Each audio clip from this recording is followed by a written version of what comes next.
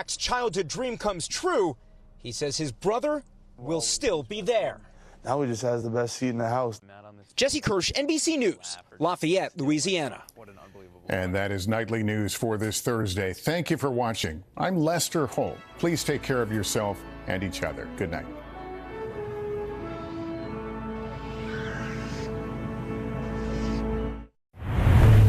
KUAM TV8, first on Guam.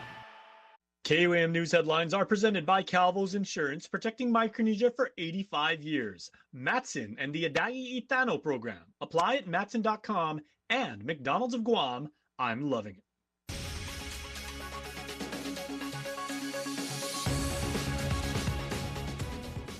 Ahead on KUAM News Primetime. Mass was held for the local Catholic faithful to pray for Pope Francis as the search process will soon begin for a new pontiff. And the future of federal funding for education remains tense, with a call with the feds not going quite as planned.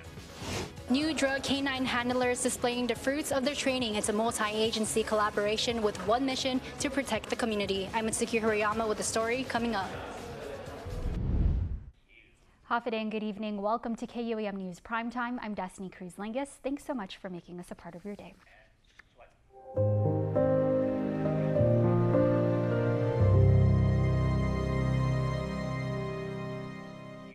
What began as a joyful Easter celebration has taken a somber turn for Catholics worldwide with the passing of Pope Francis. Here on Guam, the faithful gathered for a Requiem Mass to honor the late Supreme Pontiff and to pray for the next Pope to follow in his footsteps. Nevaeh Anderson has the story. As Catholics around the world marked the start of Paschal celebrations, many hearts were heavy with grief over the passing of Pope Francis. Here at home, the faithful gathered for a Requiem Mass led by Archbishop Brian Jimenez. In the name of the Father, and of the Son, and of the Holy Spirit. Amen. Peace be with you. And with your spirit. I am grateful to all of you for coming here tonight so that as one community, we can pray together for our beloved Holy Father, Pope Francis.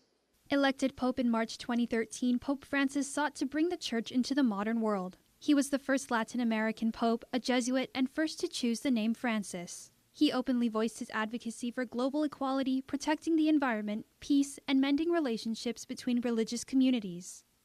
His simplicity, humility, his love for the poor, and more. We mourn for our loss of a great servant leader, but we also thank God for Pope Francis for giving us 12 years of his ministry. Breaking tradition, he chose not to live at the papal palace, but rather in a guest house apartment. He also appointed more women to influential positions within the Church than any of his predecessors. Our Holy Father, Pope Francis, was a man of moral courage, a man of deep conviction. He taught us how to love and care for the earth. His funeral is set for Saturday, but already attention turns to who will be the next to lead the Church. When a pope resigns or dies, after 2 weeks of mourning, a top-secret conclave begins. All eligible cardinals under 80 years old from the College of Cardinals gather in the Sistine Chapel and are virtually locked within until a 2/3 majority vote elects the next pope. Once inside the chapel, cardinals take an oath of secrecy. Should they leak any information about the election, they risk excommunication. Voting is done by secret ballot. After each round of voting, the ballots are burned. Black smoke signals no decision, while white smoke means a new pope has been elected. Once chosen, the new pope accepts the role and selects a papal name. The announcement is made to the world with the famous words, Habemus Papam, or We have a pope. So, who are some of the top contenders in this conclave? Among the frontrunners, Cardinal Luis Tagle from the Philippines, Cardinal Pietro Parolin from Italy, and Cardinal Pier Battista Pizzaballa also from Italy. As the Church looks ahead, many remain rooted in the legacy Pope Francis left behind. And so eternal rest grant into Pope Francis, O Lord. May he rest in peace. Nevaeh Anderson, KUAM News. Turning now to the Vatican, where tens of thousands of mourners flowed through St. Peter's Basilica again today to honor the life of Pope Francis. The aisle inside St. Peter's Basilica has been packed like this for nearly 2 days now. More than 90,000 people have paid their respects to Pope Francis so far. Vatican cameras capturing this moment, showing a nun who was a close friend of Pope Francis, allowed special access near the casket. She then begins to cry. He wanted peace, and he was a good man, and he was so kind. I mean, I got really upset when I heard he passed away. Cardinals are meeting daily to finalize plans for Saturday's funeral in St. Peter's Square, with the Vatican revealing new details today, including the libretto, a program with the planned readings, prayers, and psalms. The Vatican says delegations from 130 countries will be there, including 50 heads of state. These American college students told me they will be too. When I heard that the Pope died, I just instantly came to the conclusion I have to go to the funeral, you know. I very much so respected the Pope and I really liked him. Father Patrick Briscoe met Pope Francis several times and will take part in the funeral. What do you expect from the funeral mass? I expect there will be much cheering, much jubilation. We'll see these great crowds of young people coming enthusiastic about their faith, but wanting to pay their respects for the only Pope they've known in their lifetime. After Mass, Pope Francis's body will be transported through the streets of Rome. The route, which police shared with NBC News, will pass near the Forum and Colosseum, ending up at Santa Maria Maggiore, the basilica where Pope Francis often prayed and where he's chosen to be buried. Today, the Vatican releasing the images of his simple tomb. Look closely, there's just one word, Franciscus. And announcing on Saturday the steps of the basilica will be lined with a group of poor and needy. Also attending the funeral, Syrian refugee Wafa Eid, who told me she doesn't know if she'd be alive without Pope Francis. In 2016, the pontiff, along with the St. Egidio humanitarian group, helped rescue her family from a refugee camp, resettling them in Rome. If you could have said one last thing to him, what would you say? I would thank him, she says, because he changed the future of my family.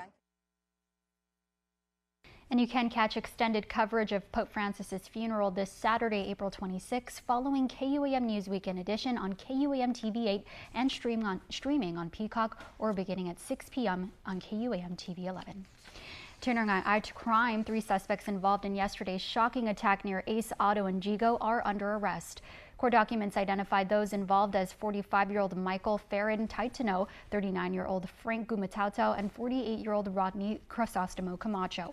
The attack apparently prompted by road rage. On Thursday around 8 a.m., Camacho was driving near Mobile in Jigo when he was allegedly cut off by a green Tundra.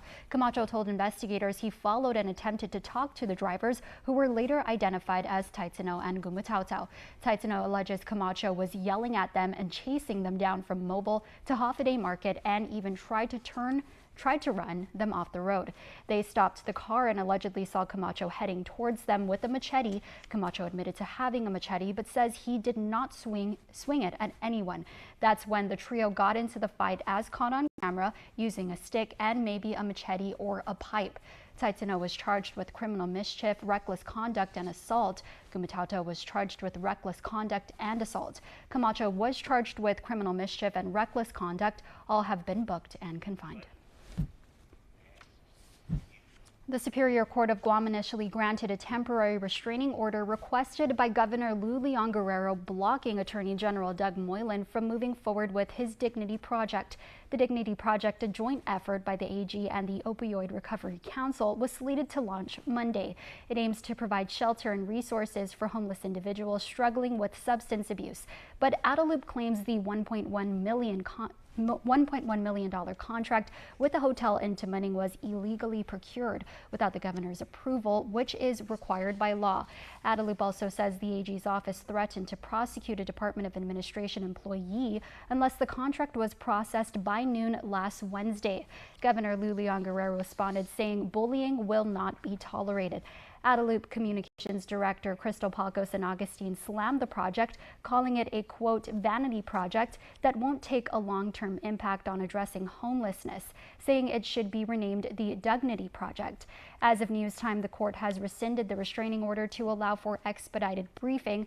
The AG's response is due April 26 and the governor's reply by April 27. A hearing is now set for Monday, April 28 at 9 a.m. After near 3 years of legal wrangling, Leo Espia, a former planner with the Office of Civil Defense, has reached a settlement with the agency. Espia, who was fired in 2022 over alleged cybersecurity violations, will be reinstated as a classified government employee and transferred to the Port Authority of Guam. Espia challenged his termination, claiming it was without cause and violated civil service rules. The case revealed tensions within OCD leadership, especially between former Homeland Security Advisor Samantha Brennan, who ordered the firing, and Administrator Charles Esteves, who opposed it. As part of the settlement, Espia will receive back pay dating to his dismissal, and OCD will cover all contributions owed to the government of Guam retirement fund during that period. The Civil Service Commission officially dismissed the case this week following the stipulated agreement. Well, 7 newly certified drug detector handlers were recognized by island leaders at the AB Wanpat International Airport on Friday morning. This as illicit drugs continue to infiltrate our island, and one attempt even stopped at the airport this week. Mitsuki Hirayama has the story. The AB Wanpat International Airport was filled with law enforcement and island leaders for a significant occasion on Friday. 3 Guam police officers and 4 corrections officers recognized for successfully completing Guam Customs and Quarantine's basic canine narcotics detection course. Corrections Officer 1 Ron Joseph P. Hokog is one of the newly certified. He was joined by his wife Tiffany Hokog and their son Riley. Honestly, it's a very surreal feeling. It was a very humbling experience. Going into this, I thought I knew how to handle dogs, but this is a whole nother ballgame. He's also a dog dad, but training with drug detector dog Philip kept him on his toes. He's a very outgoing dog. He's a fast dog. You know, with Philip, he is very fast, and I had to really harness my skills to match him.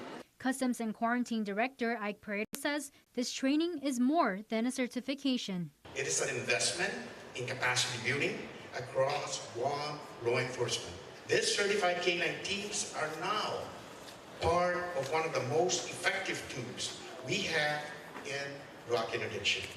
Their presence across our community acts as a powerful deterrent to illicit activity and a symbol of vigilance we maintain to protect our island. This comes as illegal drugs continue to infiltrate the island and threaten our community. Customs Colonel Franklin Gutierrez is the Assistant Chief of the Special Enforcement Division. By us putting our resources together and training other law enforcement, what we're doing is we're actually creating a detector dog task force or drug detector dog task force for the island of Guam.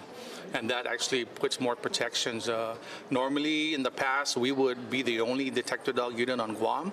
So when GPD, Guam Police Department, or Guam DOC needed assistance, we would have to move our resources from the border and to help out. As reported just earlier this week, customs officers caught a man arriving from Hawaii with pills from Mexico that tested positive for meth. The main thing that we want to also remind the public is that if you're carrying any type of items, whether it be prescription pills, the most important thing is it should be in its container, in the original container. You're only allowed, I believe, about 30 days supply when you're traveling. And then the second thing is you should have a prescription, and it should also be under your name. We don't know if these are counterfeit pills, and so that's another concern. And we have this whole fentanyl issue that we're dealing with right now.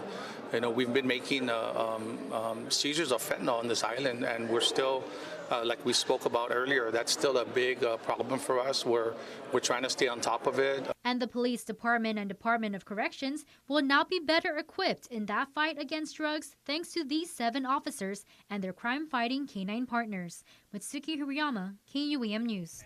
Thanks, Suki. Well, what was expected to be a direct call between local education officials and U.S. Education Secretary Linda McMahon instead turned into a teleconference with an acting assistant secretary from the U.S. Department of Education, offering already known updates on requests for extensions and waivers on ARP funds. KUAM getting the latest from that call from Guam Education Board Chair Angel Sablan. Education officials and lawmakers are readying their next steps with still no word back from the U.S. Department of Education on their appeal to untie millions in American Rescue Plan funds tied to critical projects. Guam Education Board Chair Angel Sablan sharing the bleak news with the public Thursday. I wish I could give you good news from whatever was turned in a couple of weeks ago, but as of today, as of this very moment, we have not heard back. Earlier this morning, Sablan, alongside Guam Department of Education Superintendent Dr. Kenneth Swanson and Oversight Chair on Education Senator Vince Borja, were hoping for a teleconference with U.S. Secretary of Education Linda McMahon. However, Sablan says they were connected with a staffer from USDOE who could not provide any information on GDOE's requests. We're really going to ask her directly if she has any time frame that she can give us as to when she can make any decision of the appeals that have been turned in on the reimbursement of $51 million that we've also submitted. And if not, just let us know. It's an answer that is needed urgently, as local action will be necessary to mitigate the potential permanent loss of ARP funds. Doing something locally, which would mean a local appropriation to GDOE to continue the work that we have as far as contracts for refurbishments are concerned, most especially for FBO Guerrero, and for the completion of GW, Orachalapago, and Agada Johnson. And with silence from D.C. so far, Sablan says the GEB will need to call an emergency meeting to declare a state of emergency for GDOE. What that would do is trigger our request to Senator Vince Borja to ask the Speaker of the Guam Legislature to declare, to call for an emergency session so that we can get an appropriation through the office of Senator Vince Borja in an emergency session. The board is eyeing a $20 million local appropriation, just enough to keep critical school projects alive. Meantime, Sablan says the GEB will hold an emergency meeting next week to discuss plans moving forward. Time for a quick break. You're watching KUAM.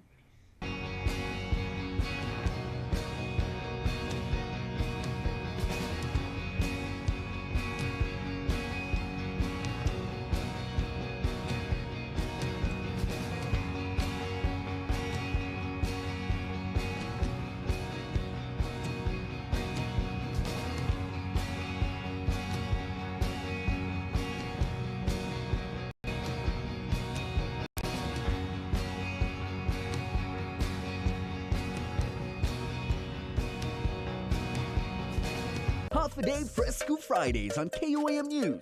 Presented by Fresco Clothing, original custom design apparel of Guam and the Marianas. Located in Hagåtña, just across from the Gani Shopping Center.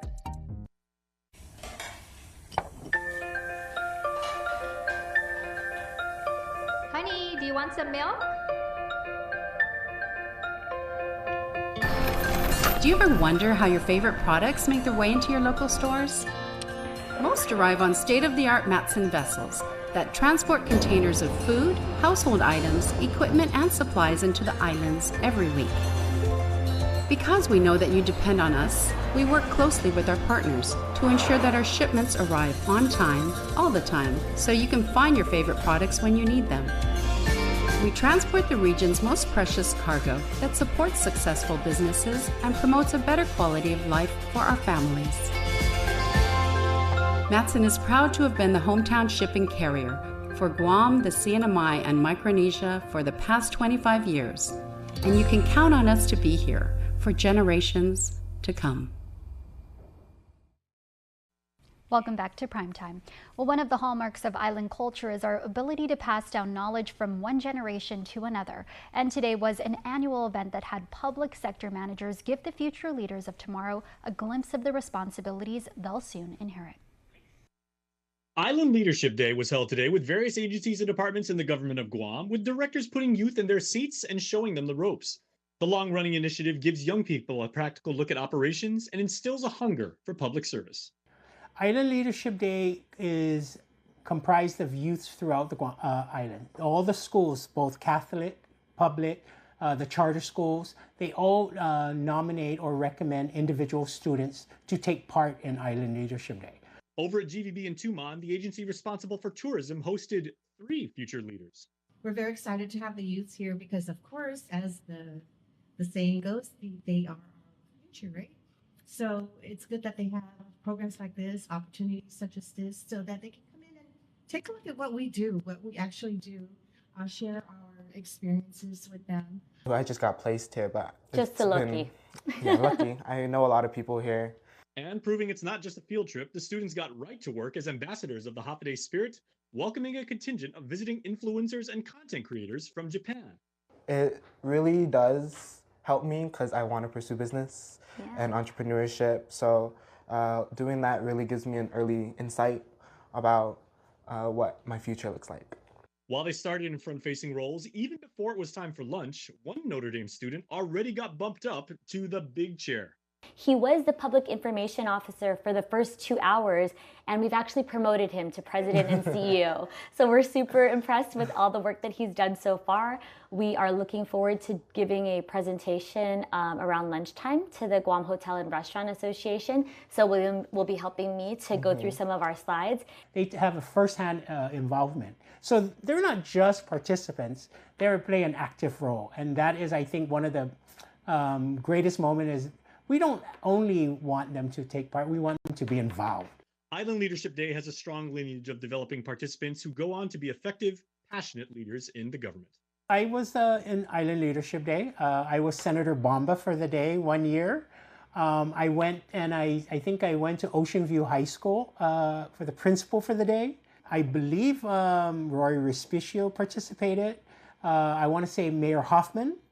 Also, Alfredo Antolin, Arthur St. Augustine, these, I would imagine even the Lieutenant Governor. It's a win-win for the public sector, showing students the broader context of work on their island home and preparing them for roles that they'll one day take. I think one of the most important things is something that William's already doing is just coming prepared, coming on time, making sure that they are sharing their experiences and using their voice to contribute to all the work that we're doing. And it's a really big part of the team here at GVB. And so, yeah, William fits right in. It's really great to have him here today, and we look forward to all the things that he's going to accomplish in the future.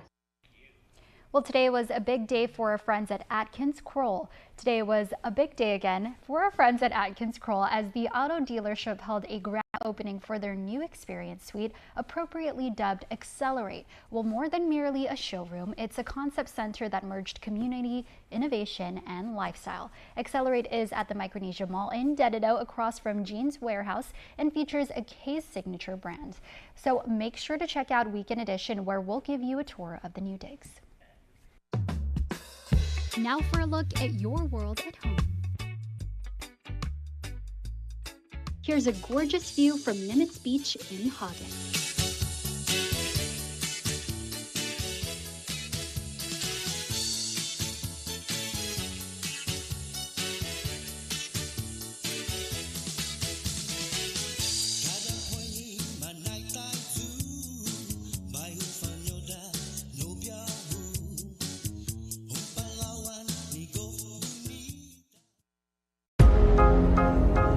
In here, you can expect to find crystal clear audio, expansive display space, endless entertainment, and more comfort for everyone.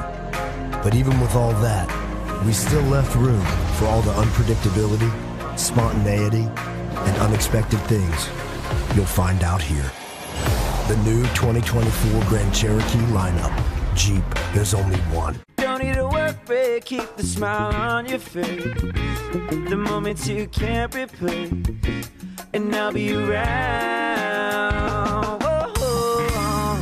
You can count on me. You can count on me for life.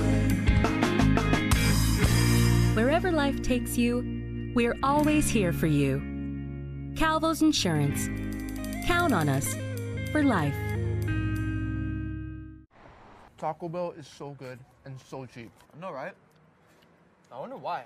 What if they know we're broke? What if they're trying to be the good guys? Thanks, Taco Bell!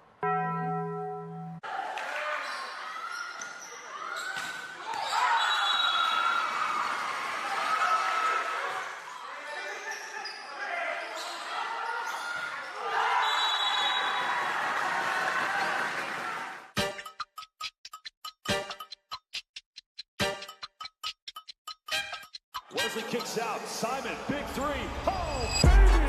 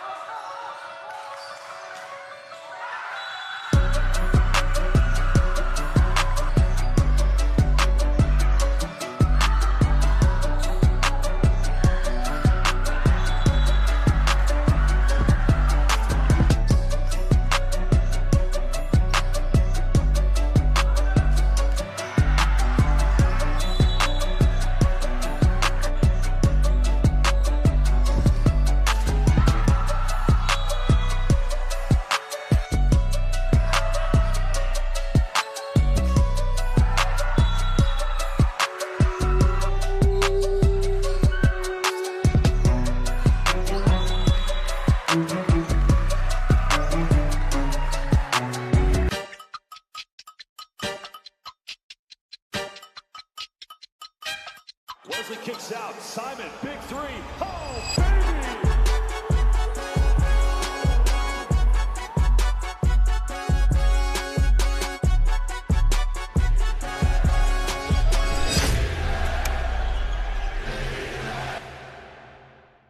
Super speed your life with Docomo Pacific Fiber Internet. Get symmetrical upload and download speeds up to 5 gigs. Get started with Fiber 500 at $145 a month, Fiber 1 gig at $215 a month, or Fiber 5 gig at $299 a month. Plus, get 2 SuperPod 6Es with any plan, and a free EcoFlow River 3 and bonus welcome kit with 1 gig and 5 gig plans. Experience tomorrow's islands today with Docomo Pacific Fiber Internet. Bye. I wish they could move back home. Should we build on a honeymoon? Yes. Yes! First Hawaiian Bank knows that family comes first. That's why our bankers work with you to make your what-ifs a reality. Personalized service and digital tools, all under one roof when you bank on the best. First Hawaiian Bank. It all starts with yes. Foodie Call is served fresh, presented by Pepsi. Lunch, better with Pepsi.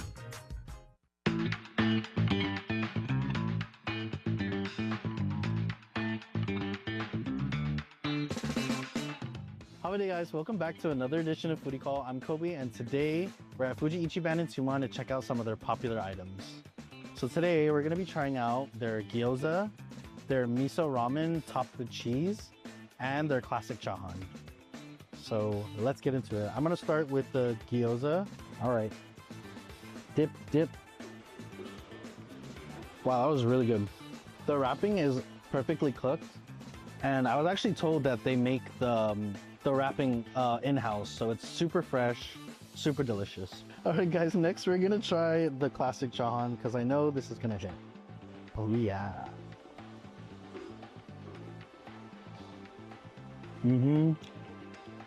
Their chahans are always gonna hit no matter what. Before we move on to the ramen, we're gonna take a quick Pepsi break because ramen is always better with Pepsi.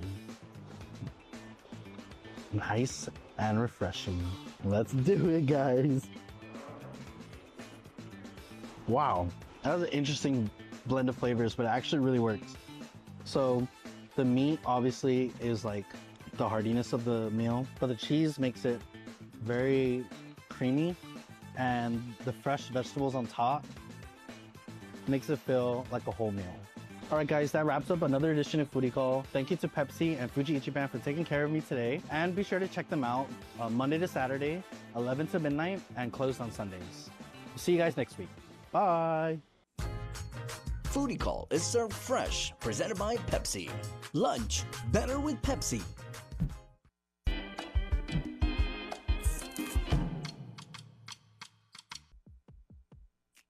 Hey guys, we are rolling into the weekend, so let's roll back the other way, reverse, and get you your news bites for today. All right, very first, right off the top, GMH Volunteers Association, 60 years taking care of Guam, and they need our help so they can continue to get GMH much needed equipment. Please buy your tickets for their big celebration gala. Also coming up, demonstration of farming, right? This is awesome. If you want to learn how to make really, really good bananas, as you see there, other types of produce, conservation demo farm unveiling. This is happening at the Inalahan Mayor's office. Make sure to check it out. My Lahanam. And of course, there is a market fundraiser, so make sure to get involved because this is a worthwhile event. Bring the whole family because it's a flea market fundraiser this Sunday at the Asan Maina Community Center. Great time to go down to Southern Guam and make the trip. Good sunsets there too. Stay there, take a couple pictures.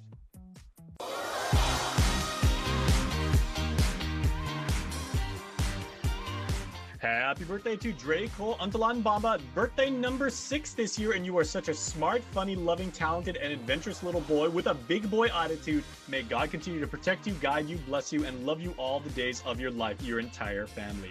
And Analea Ha'ani Tyron, I would like to wish a happy 12th birthday to our eldest daughter. We hope you enjoy your special day, and we love you, say Mommy, Daddy, Preston, and Anilla. I don't know what I've been told. I don't know what I've been told. Someone here is getting old. Someone here is getting old. Dear Cold Stone Creamery birthday cake winner. Where this week goes to. And happy extended birthday to Makari Santos, who is the winner of this week's ice cream cake. We will reach out to you, so check your DMs and we'll let you know where you can pick up your prize. Want to wish your special someone a happy birthday? Just click the QR code here on your screen or email birthdayclub@kuam.com. And that's your primetime show. Thanks for watching. Good night.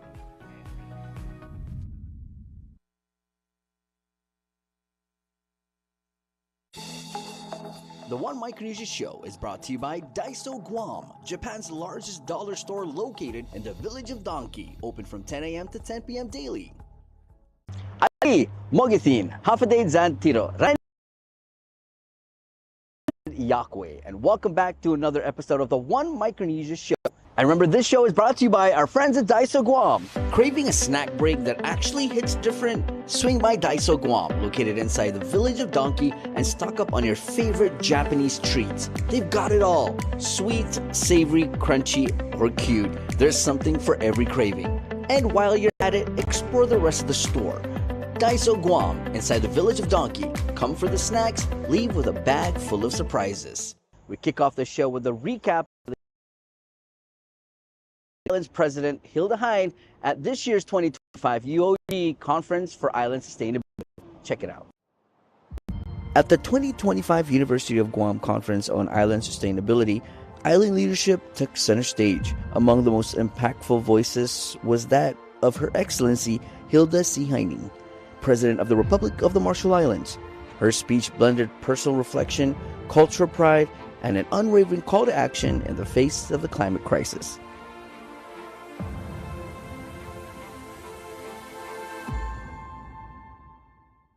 President Hine opened with a memory, her childhood in the Marshall Islands, where she and her family lived in harmony with nature. This traditional way of life, known as manit, was rooted in sustainability, resourcefulness, and deep respect for the land and the sea. She reminded the audience that manit isn't just a way of life, it's a legacy, and one her people are determined to preserve. As one of 10 children and a daughter of a pastor, I really learned early on what it means to live sustainably. We didn't have much in terms of material things, but we were content with what nature provided the family. Thanks to my father's farming skills and the resourcefulness of my parents, our needs were always met and we always have fresh vegetables, eggs, and other nutritious food from our own backyard, including fresh fish and seafood from the ocean. This is the time when field trip ships from the main island come to the outer islands like once every 6 months. Sustainability was not a buzzword back then. It was just how we lived. It was practical. It was what we call manit, or traditional ways of living. That way of life shaped who I am today and fuels my commitment to a future where we return to the balance, not in a nostalgic way, but with the benefits of new tools, partnerships, and knowledge. At the heart of sustainability lies environmental sustainability, which revolves around preserving and nurturing the health of our planet. This principle entails the responsible use of natural resources, reducing waste and pollution, and conserving biodiversity. And genuine environmental sustainability calls for urgent action to combat climate change, protect ecosystems, and reverse environmental degradation. She also emphasized that climate change crisis is not only an environmental threat, it's a cultural one. As seas rise, they threaten not just homes, but identity, language, and the spirit of Marshallese heritage. For the Marshall Islands, this is personal. And while the crisis is global, President Heine stressed that solutions must be rooted in local realities. Today, in the face of climate change and rising sea levels, our nation is not merely trying to survive. We are working hard to be sustainable. We are working hard today so the future generations may thrive. For Marshallese people, culture is deeply rooted in our land and traditionally roach or chiefly system. When we lose our land, we risk losing our lineage, our history, and the social structures that hold our communities together. It puts at risk both our tangible and intangible heritage, our sacred sites, our oral histories, and the traditional knowledge and materials that define who we are. The Republic of the Marshall Islands is not standing still. President Heine detailed how her nation is adapting. Our National Adaptation Plan, NAP, is our blueprint for survival, guiding us through the accelerating impacts of climate change. Coastal hazards and sea level rise pose critical challenges, forcing us to confront difficult questions. At only 2 meters above sea level, questions such as which atolls and communities are to be fortified, elevated, and saved. How do we maximize our efforts with limited resources? Elevating all of our islands and atolls is costly. Therefore, strategic action is critical. Clearly, we must focus on our most populated communities where retreat is not an option. One of our most pressing challenges is securing fine and large aggregates for fortification, shoreline development, and land elevation. The Pacific region is making progress, though only for limited land areas compared to the urgent need. We are learning from the experiences of Kiribati and Tuvalu, and we are actively exploring new, more sustainable approaches. One of these is the World Bank-funded aggregate study near our 2 urban centers, Majuro and Ibai. It highlights the intense link between small aggregate security and climate security and provides the primary pathway for climate change adaptation in atoll nations. Our priorities are clear. Fine aggregate for urban seawalls and revetments to protect communities from storm surges and coastal erosion. The Marshalls is laying the groundwork for a future where island nations don't just adapt, they lead, and they do it while staying rooted in culture, in manit, and in each other.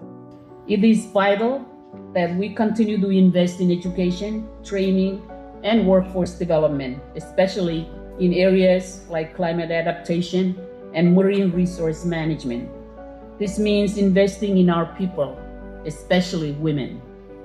I am proud to share that 59 of our women recently completed a training in solar energy technologies.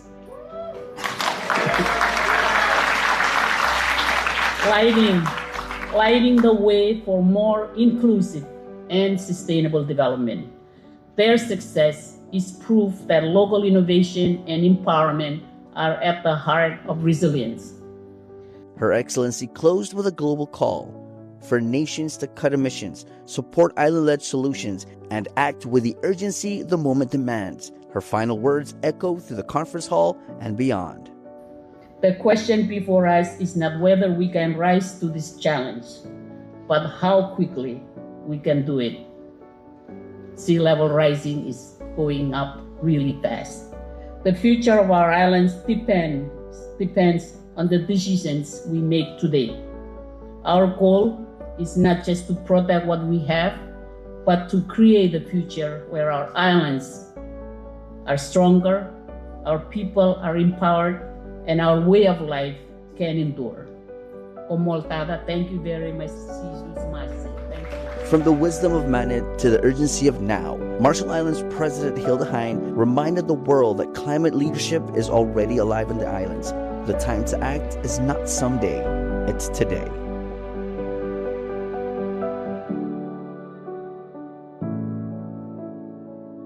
Inspiring and empowering, those are the two takeaways from that keynote speech. Thank you so much to Her Excellency, President of the Marshall Islands, Hilda Hine, for coming all the way here for that beautiful speech. Guys, we're going to take a break and we'll be back with more of the One Micronesia Show. The One Micronesia Show is brought to you by Daiso Guam, Japan's largest dollar store located in the village of Donkey, open from 10 a.m. to 10 p.m. daily.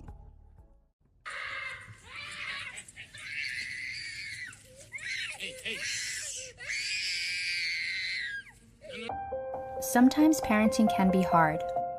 What should I be doing?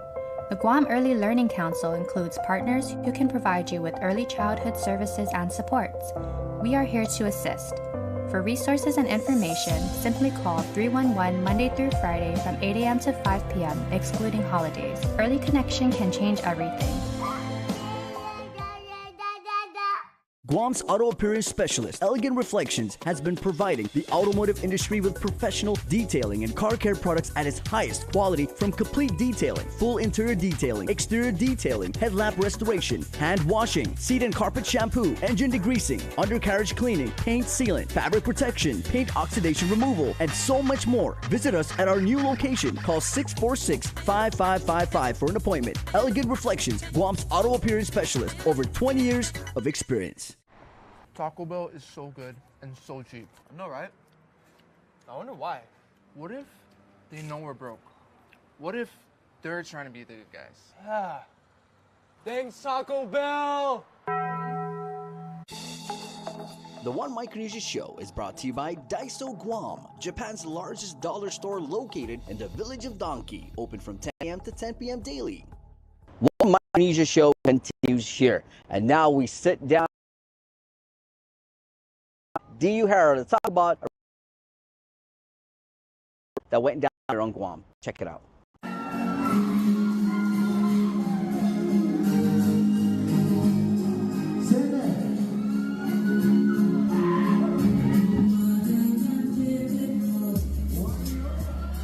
Micronation lit up Guam on a beautiful Sunday night, March 30th, with an unforgettable live show featuring a powerhouse lineup: Island Pulse, AJ Rhythm, the dynamic duo of Hara and Mehmet, and of course Micronation to close out the night. The crowd was electric, the vibes unmatched, and the message was clear: this is just the beginning.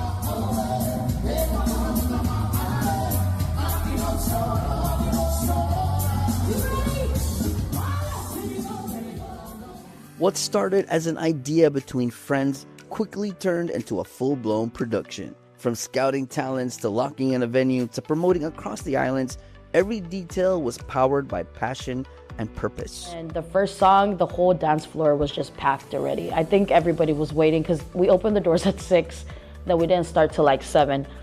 So everybody was like itching to dance. So right when Island Pulse went up, they went up for like a good hour or so. And then AJ Rhythm went up and did a bunch of his originals, his rap originals, and it was insane. It was great. It was very poetic.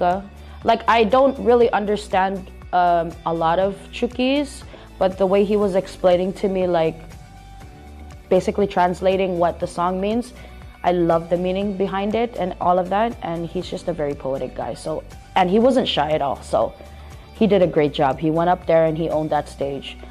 And then after AJ Rhythm, then it was Haran Mehmet. Haran Mehmet went up, and obviously everybody was just going crazy. It was insane. And I didn't think that on a Sunday, for one, we were gonna get this amount of people coming out to, like, you know, to come out to a concert. With the venue packed and the crowd buzzing, the expectations were sky high, and the artists delivered. But more than just music, it was the sense of unity, the pride, and the power of culture that resonated the most. It's been a while for our community to have anything like this, like a fun night concert. So I think everybody was just excited for it. And the fact that Hara and Mehmet were gonna be here, I think it was, not I think, but it was a great night. Dee shared that this event proved something powerful, that big events like this can happen here, and more importantly, that artists from across the region now have a platform to grow, step out of their comfort zones, and do something bold, something different, something that shows the world who we are as Micronesian artists. I feel like we wanted to make this thing a little bit more different, a little bit more concert style. Like, you know, when Maoli or like, you know, like Ekolu and all these big artists, when they come to do their shows, we wanted to make it something like that for our community, because we've never had anything like that. And I think it would be good to show people that, hey, we can do this too with our own artists, like the local talent that we go super hard for. Because I feel like in our community, the FSM community, the Palau community, Micronesian community, Marshall community, we go super hard for our local talent. Why not throw a concert? Showcase the talent that we already have. She also addressed something rarely said out loud, the stigma surrounding Micronesian events and parties, often unfairly labeled or expected to end in violence. But this night, it was far from that. The energy was of pure love, celebration, and unity, and the turnout was just as amazing. I cannot express enough how much love and support and just pure joy that night. Like, I wasn't really like, you know, behind the stage in the VIP room. I was walking around making sure everybody was good and all this stuff, just observing, you know, just to see like how everybody is. There were like a few Chukis boys that were coming up and pulling the military, like, come on, you gotta experience this, you gotta dance. And oh man, I loved every minute of it. And there was no like animosity, nobody was there for drama. It was just a really good night. This past March, the Lime event venue became a celebration of culture, connection, music, and creativity. And for Dee Uhara and Micronesian, this was just the first note in a powerful anthem that's only beginning to be sung. Well, stay tuned for our next show.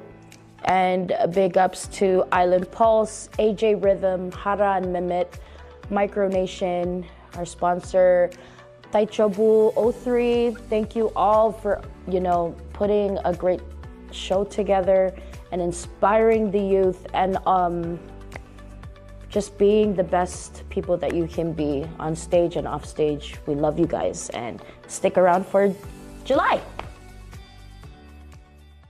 Another inspiring talk about musicians and talent right here in Micronesia. Thank you so much to Dee, Micronesian, and the crew for putting together that concert. And we can't wait to see more down the line. Guys, we're going to take a break. We'll be back with more. The One Micronesia Show. The One Micronesia Show is brought to you by Daiso Guam, Japan's largest dollar store located in the village of Donkey, open from 10 a.m. to 10 p.m. daily. At the heart of Guam, there's one place where everyone comes together. Kmart, your American superstore, celebrating 30 years with you.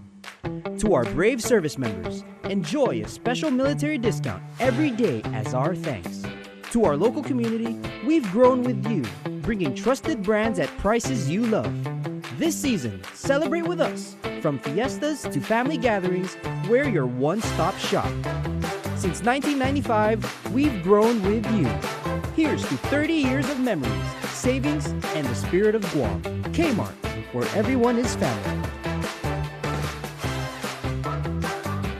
Check it out. Pizza Hut's rippable. From personal stories to cultural connections, their insights show just how impactful this training really was. This Guahan Doula project is the Bureau of Women's Affairs' answer to our very high maternal and infant mortality rates. Guam has the highest maternal and infant mortality rates of all the U.S. territories and some of the highest in the states in general. And so what studies are showing, National Institutes of Health, March of Dimes, separate state studies, are that introducing doula care, which is care that focuses on the pregnant mom, has helped to have higher, more positive pregnancy outcomes, healthier moms, healthier babies. So that's something non-medical that we can do here on Guam to help reduce our infant and maternal mortality rates and have healthier moms and healthier babies. We provide support to pregnant, birthing, and postpartum women and their families and their support systems. We connect them to resources. We help to advocate for them. We also provide physical, emotional, mental, and sometimes spiritual support. And when I say mental, I